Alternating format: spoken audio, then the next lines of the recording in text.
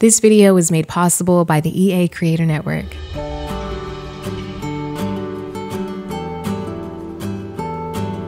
Hey, it's Ocean and welcome back to the channel. Today, I want to show you all how the new residential rentals will work and operate in the new Sims 4 for Rent expansion pack. Before I jump into this video, I do want to say, hey, my name is Ocean. If you are new to my channel, thank you so much for stopping by. I make everything Sims content. So if you want to know how to make your game better, want to check out some new mods in CC, you want to see some really cool Let's Plays, then definitely hit that subscribe button. We are so close to 100K and I want you to be a part of that. I want you to be a part of that first 100K. So go ahead and do that for me and even drop a like if you enjoyed this video at the end. Before I dive into the Sims 4 for Rent expansion pack, I want to show you how it's going to expand your normal game. So I decided to just make a little mock-up apartment complex, kind of like a duplex sort of vibe. I'm not the best builder, so please don't judge me, but I wanted to show you how this will operate. So I have a single sim in here right now. One thing to note is that when you start this game, you'll actually have a tutorial system teaching you everything that I'm going to show you right now, just in case you aren't too keen on videos and stuff like that. The game actually will show you how to do this too. So the Sims 4 for Rent is going to allow you to place multiple families on one lot. Right now I have 2 units and that's how I'm setting it up. So the first thing you want to do is change your lot type to residential rental. When we change the lot type to residential rental, it's going to allow us to edit the spaces. So if you click on one of the boxes, which means it has to be an enclosed space with walls, you are going to designate where it's going to be. So right now it's a shared space. This entire thing is going to be for all Sims. But what we want to do is create units. I'm on the Beach Byway lot in Newcrest, so that's why it says 1 Beach Byway. So let's just say this is 1 Beach Byway. And I also want these 2 bedrooms here to be 1 Beach Byway. So I'll set that, okay? And then this bathroom is going to be 1 Beach Byway. Okay, cool. Everything outlined in blue is Beach Byway. So let's go to our next unit. Now we can create a new unit. When you separate units, you are technically separating the households that you're going to place in them. Why? Because a family of 8 can fit in each unit. Now we see the pink lines. This is going to be 2 Beach Byway. Cool. And once we set that, I'm also going to come over here and make this 2 Beach Byway. This is the second unit. Awesome. So I have this space in the middle, and mind you, I'm only playing with the base game in the Sims 4 for an expansion pack. So I left this space because I was thinking, what if you want a little utility room, a little laundry room for them, both of them to share? I could go ahead and keep this a shared space, meaning both Sims will have access to this. So I would potentially just go ahead and add doors so they both can access it. If I place a laundry room here or whatever the case may be, then they both have access to that space. But because I don't have laundry day installed, I'm just going to say this is like an extra trash space for them, you know, just to put a filler there. But they both have access to this space. Or if I'm feeling lucky, I may say that this is a miniature gym. They both have access to this very small gym, but you get the gist. If you had a bigger apartment complex, for example, and normally those come with amenities like a gym, a pool, an office space, a recreational room, you can do that in your builds now. All this space on the outside will be accessible to your Sims. You don't have to set those. Now that we have our spaces set, we can go to unit configuration. We can change the name. So what if I want this to be 1, I'll make this 13 Ocean Drive. I know, very unique name. The cool thing about this new feature and how it expands your game is that not only can you have separate units, each unit can actually have its own unique traits and challenges. So if you have more packs, you will also see more traits. I want 13 Ocean Drive to have bracing breezes and fast internet. And then I want 14 Ocean Drive to actually have just fast internet, but there's no bracing breezes on this side, maybe, you know. The fact that you can actually set those lot challenges, again, I could give Ocean Drive the new mold lot challenge. So even though they're essentially the same complex, for some reason the one on the right gets a little moldy. There is a new unit challenge or lot challenge called Maintenance Troubles. It says home ownership involves maintenance and this lot brings surprise events knocking. So that's only available for a residential lot, not a residential rental. So you have to own the home essentially in order to have these little like random maintenance issues going on with your house, which is true. In home ownership, there does come a different responsibility there. We also have the unit value for each lot, and they are worth the same. I'm going to then be a little bit more specific and place the bedrooms and bathrooms that each unit has here, because this will also show when you are renting and looking around for a rental. So here is the rental. It has the units and the tenants. So we have a free unit here that is going for rent for 86 simoleons. We're going to get into that because our sim that was in that household is the property owner. This is what it's going to look like when you click on it. So here is the property owner, and if we go next door, we see that the next property is 86 simoleons per day. We're going to get into the lease and all that stuff with my property owner here, but if you're a new sim just looking for a rental, there you go. You'd go ahead and click on it. Now you all can see that we don't see the furniture in this unit anymore. We only see the shared space. And this is the reason why I wanted to make this video. I saw a lot of controversial issues with the way that rentals work. So let's look at how this works for us. So my sim here is actually the property owner. It is because she owned this lot before I even set up the spaces in the unit. So that's why it defaulted her to the property owner, because she owned this. She does not have to be a property owner here. She can go ahead and sell this residential rental. If you are just moving your sim in here, they will not automatically be property owners. They will be renters. And if your sim lives down in Willow Creek and wants to purchase a property to become a property owner, you would just come down here to the owned business tab.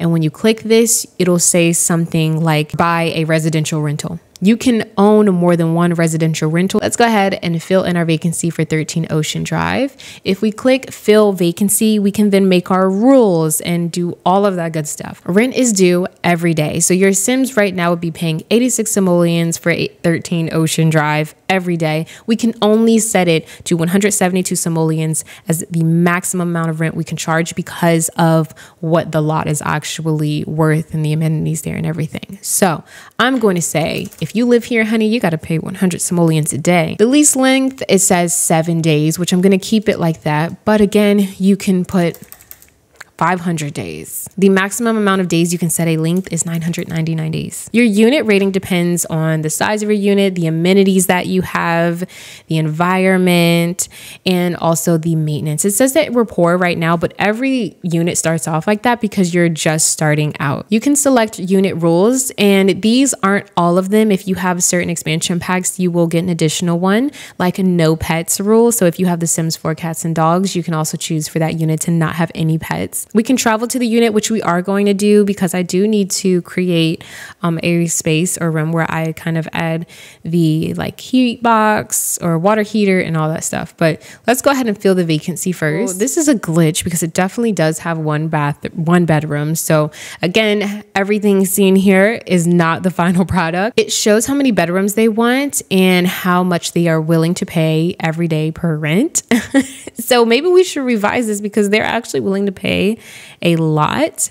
So I may even raise that up. So just for gameplay purposes, let me go ahead and go back into build mode since I'm already on this property. So in outdoor activities, we have the electrical fuse box and the water heater. So I'm going to add the water heater just right there. So if I need to work on it, even though it's in a shared space, here are other swatches just for reference. Let's make it real old and rusty. And then we also have the electrical fuse box, which I guess I'll probably add out here just because you may have to work on this. If I need to come over here because I want to add things, all I have to do is go to the own businesses and just travel to the unit. So I am at my unit and I can actually see what's going on here. I can see the furniture here and everything. And because I'm feeling a little generous, I may even include like a little bed. Add a little bed there. You guys already have a bed already here just in case you need that. Yeah. Now I'm just going to go ahead and go home. You can also come to this unit and do a lot of other things like snoop around and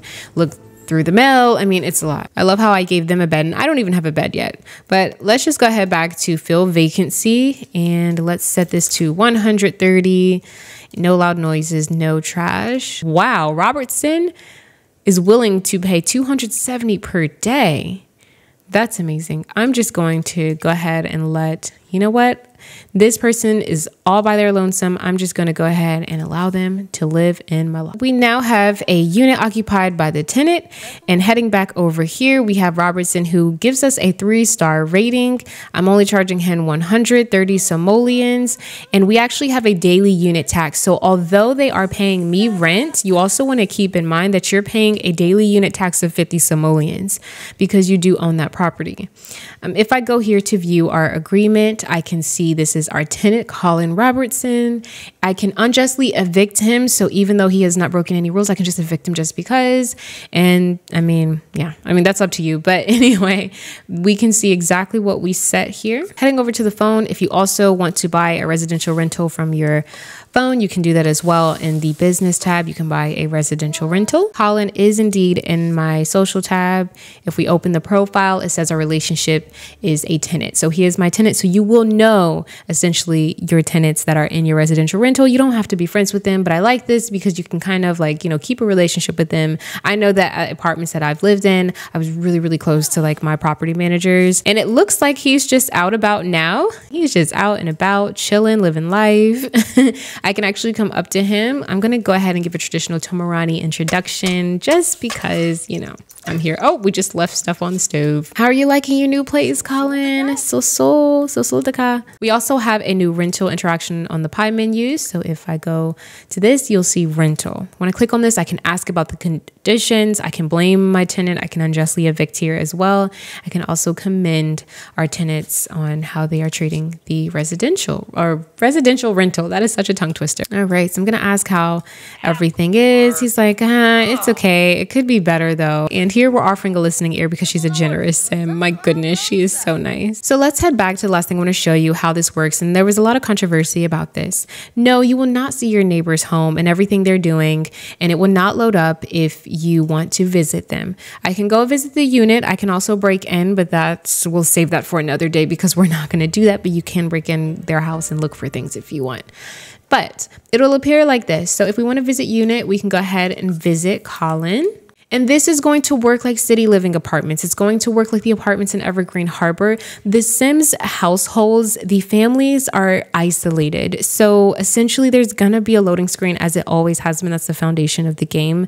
And look at it. We're already loaded up into the next household. So I know that there's a lot of controversy about that. Or why is there a loading screen? Did you see how quick that was? It was just like that to just go ahead and go to the next household. I'm okay with the loading screen. I know that this has to be optimized for other computers and just the general system requirements for the game. But I want to be candid about that because I know some people compare them to the Sims 2 apartments where if you knock on the door, the furniture and everything will slowly load. And that's still a loading time. It's just you're not leaving that screen. And I think that's the difference. But it still loads up perfectly fine.